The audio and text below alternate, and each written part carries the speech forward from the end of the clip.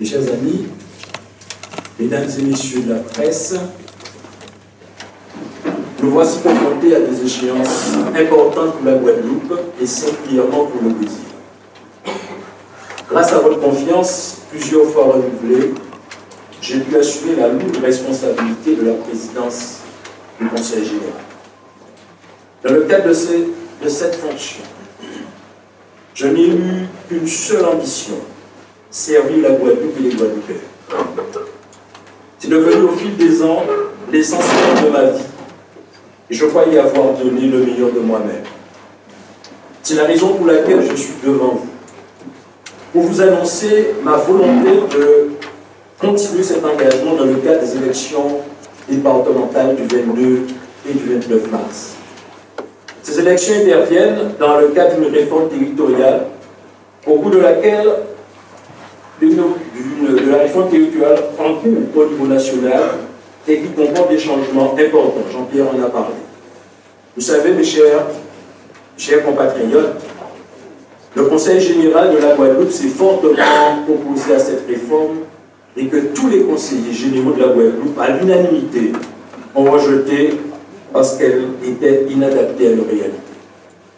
Et pour ma part, cette réforme m'apparaissait d'autant plus inadaptée face au combat que nous menons depuis plusieurs années déjà en vue de la création d'une collectivité unique en Guadeloupe. Malheureusement, nous n'avons pas été suivis par les ministres de l'Intérieur et le ministre des Outre-mer de l'époque, respectivement Manuel Valls et Victorin Lurel. Quoi qu'il en soit, la loi s'applique et nous ne pouvons qu'en prendre acte. Et cette nouvelle loi, vous le savez, comporte de nombreux changements. Tout d'abord, un nouveau mode de scrutin, on passe le scrutin uninominal à un scrutin binominal. C'est-à-dire on ne vote pas pour un candidat avec son suppléant, on vote pour un binôme, un homme et une femme avec deux remplaçants. Et j'aurai certainement tout à l'heure l'occasion de vous présenter ceux qui composent à mes côtés l'équipe qui a l'ambition de représenter le Gosier au sein de l'Assemblée départementale avec votre confiance. Mais l'un des principaux changements de cette réforme, c'est surtout le nouveau découpage électoral qui fait passer la Guadeloupe de 40 à 21 cantons dont les contours ont été redéfinis. Un découpage que je n'hésite pas à qualifier de scélérat parce qu'il ne tient pas compte de la réalité de nos territoires. Et c'est notamment le cas au Gosier, où toute une partie de la commune, soit plus de 3500 électeurs, devront voter pour le canton des Abîmes, mais dans les bureaux du Gosier. Bizarre. Enfin, c'est fait, il faut qu'on y aille. Troisième élément, c'est le changement des compétences du Conseil général. Aujourd'hui, avec le débat au Sénat, on a pu redéfinir, je dirais, le périmètre même du Conseil général lorsque la loi gouvernementale voulait dévitaliser le Conseil général. Aujourd'hui, nous avons pu reprendre la compétence des collèges, la compétence des transports scolaires, la compétence des ports. Bref, le Conseil général est arrivé avec quand même une collectivité importante. Et c'est pour cette raison que l'enjeu de ces élections, c'est de penser que le Conseil général continue à être cette assemblée qui gère votre quotidien, je dirais, dès la naissance jusqu'à la fin de notre vie. Enjeu important d'abord parce que cette collectivité de la solidarité par excellence, une collectivité, je disais, qui agit sur la PMI, la protection maternelle et infantile, sur l'éducation, je le disais encore, avec la reprise des collèges, de l'insertion des jeunes, surtout à cause de ce chômage important, et bien sûr de l'autonomie des personnes âgées et de la problématique des personnes handicapées. Vous voyez donc que le Conseil général, cela nous intéresse tous, et c'est pour cette raison que ces élections, à mon avis, ont une importance majeure.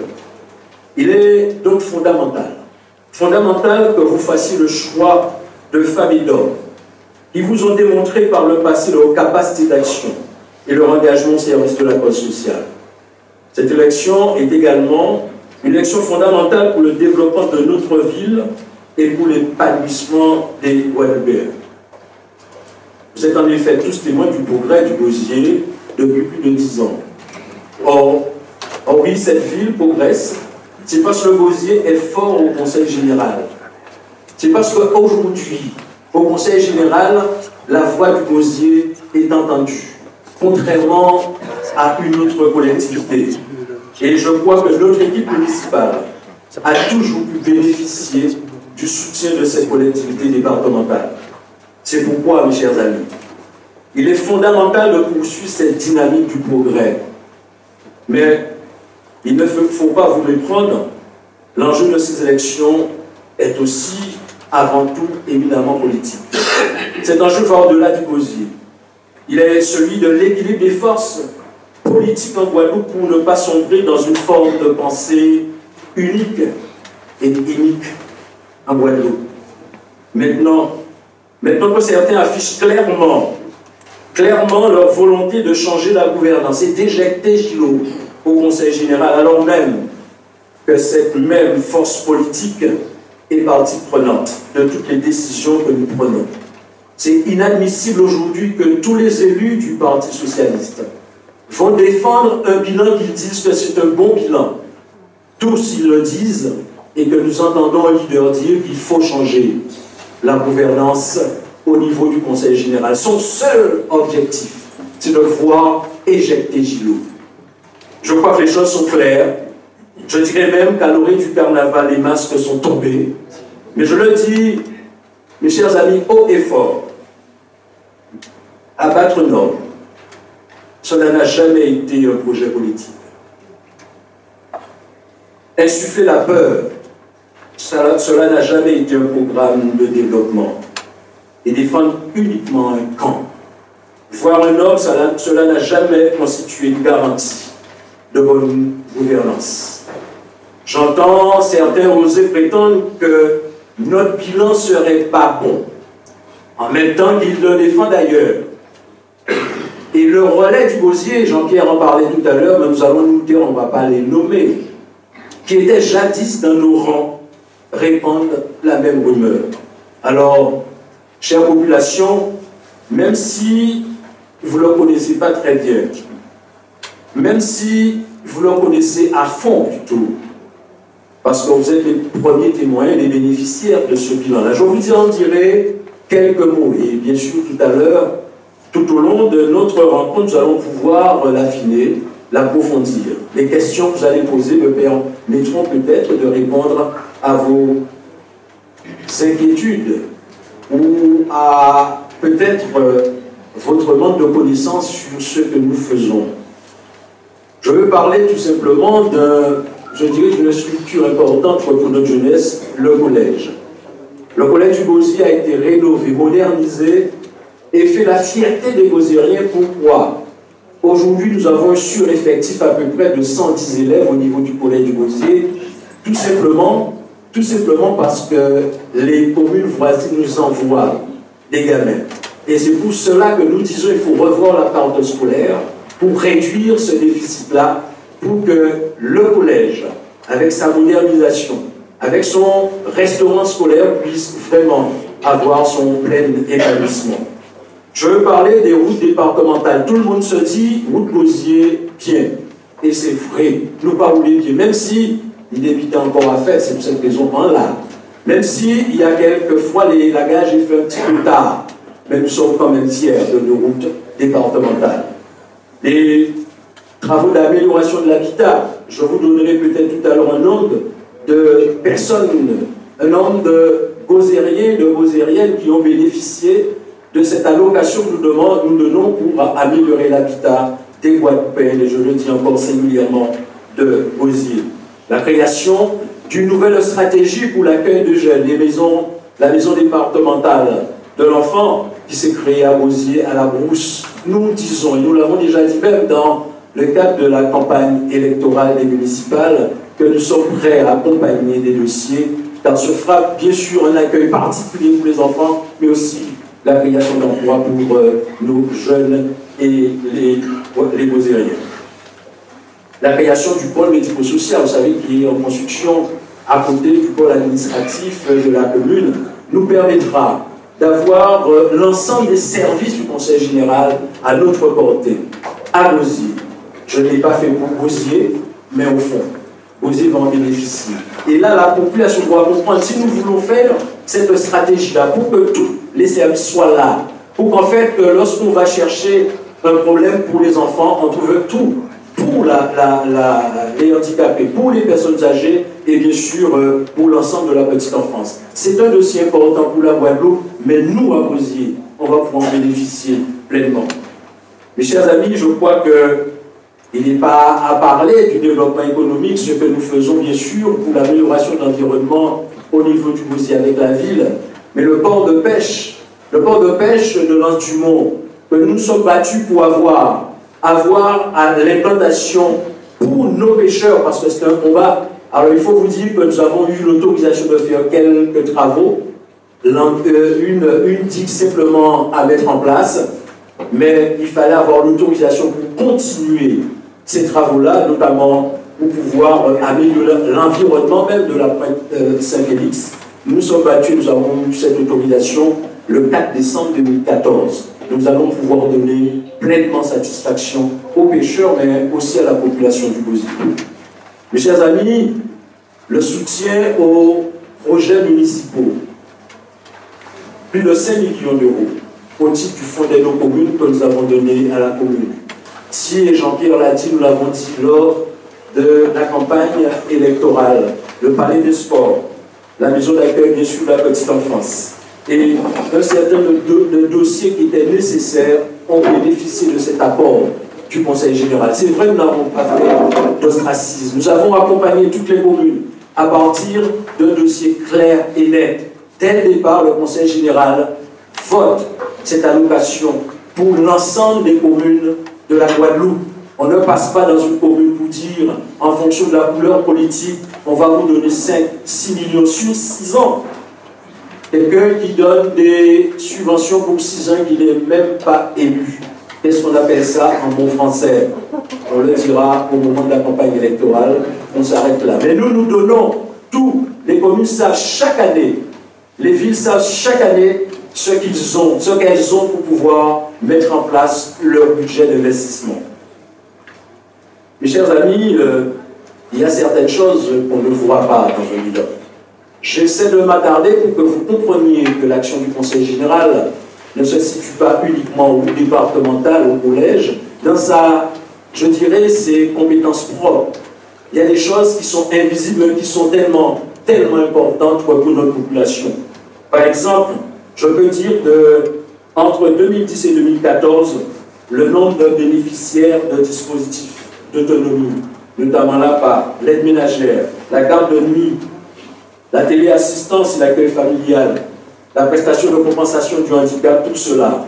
Nous sommes passés au Gosier de 458 bénéficiaires à 511 personnes qui bénéficient de ces allocations pour un budget de plus de 13 millions uniquement pour la commune pour les derniers 5 ans.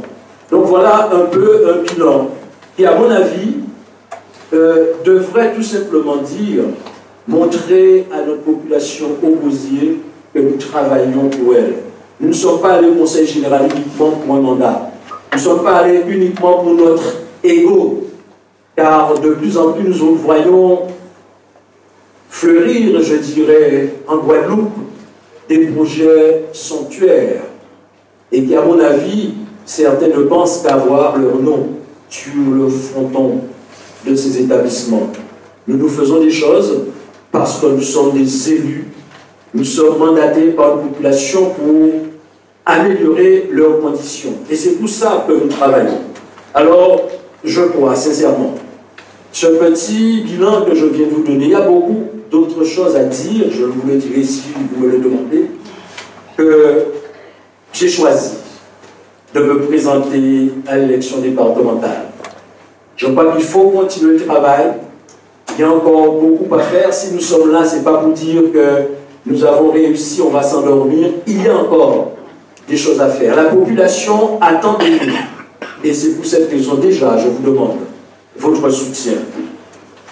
J'ai choisi, mes chers amis, de me présenter à ces élections départementales avec des femmes et un homme. La liste, vous savez toutes, hein, ils ont tout à temps, hein. C'est des femmes et des hommes. Mais enfin, il faut avoir une liste, si on peut dire ça. Et c'est pour cette raison, nous avons choisi 3 Gozériens pour m'accompagner, qui ont démontré leur capacité d'action et leur engagement au service de notre ville. J'ai nommé Francis Bernice. Viens à côté de moi.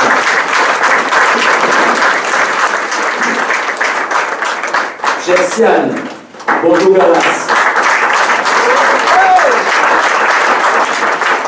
Je suis votre serviteur depuis des années, depuis 89, Jean-Claude Christophe.